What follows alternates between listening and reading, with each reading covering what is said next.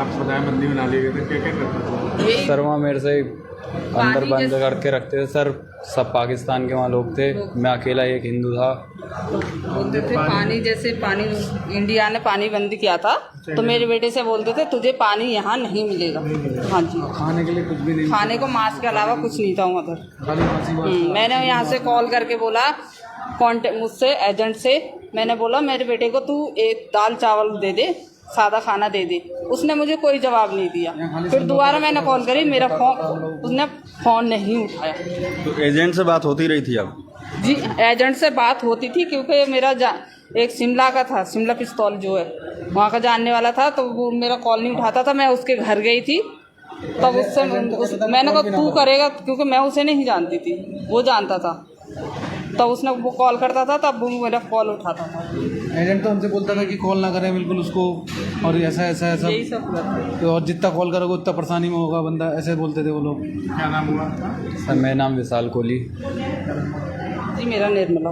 कब गए थे तुम यहाँ से? मैं चार तारीख को गया था। कितने दिन हो गए टोटल 11 दिन। 13 तारीख को आया था मैं रात में।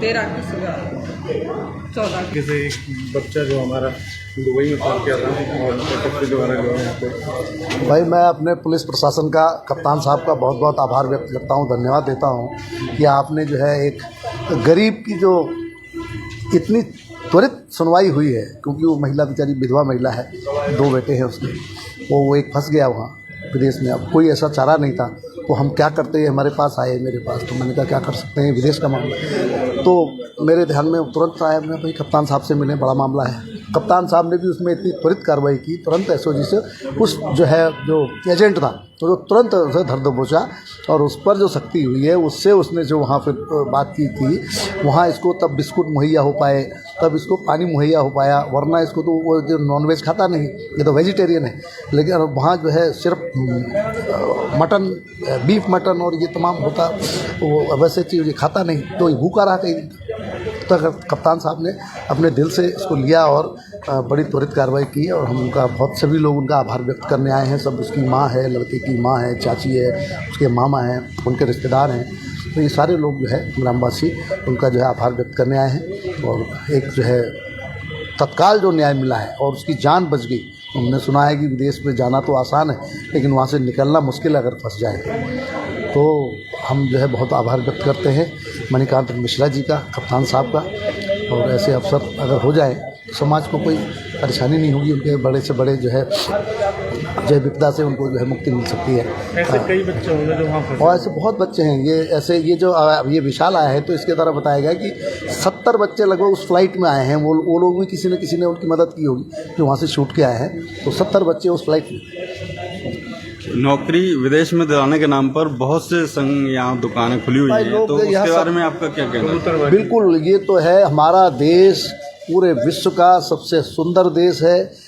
यहाँ जितनी आज़ादी है, यहाँ जितना काम है, विदेशों के लोग यहाँ आ रहे हैं। मैं तो अपने देश के युवाओं से कहना चाहता हूँ कि यहीं रोज़गार के यहीं ढूंढो, यहाँ दुनिया भर का रोज़गार है, तमाम यहाँ जो है सब बिखरा पड़ा है। भाई अपना सबको दूर के ढोल सुहाने लगते हैं, लेकिन ऐसा है नहीं।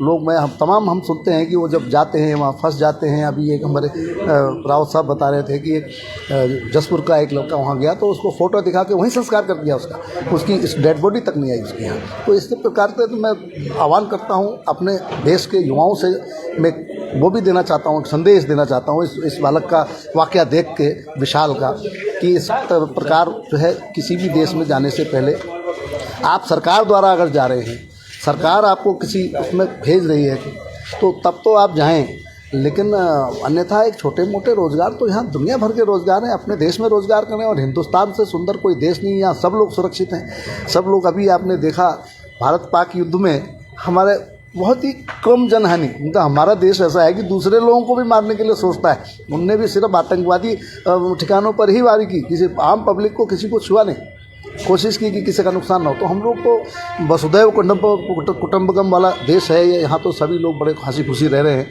और यहाँ तो ढूंढे तो यहाँ तो लोगों ने पूरा ज्ञान का सागर ढूंढ लिया यहाँ पर।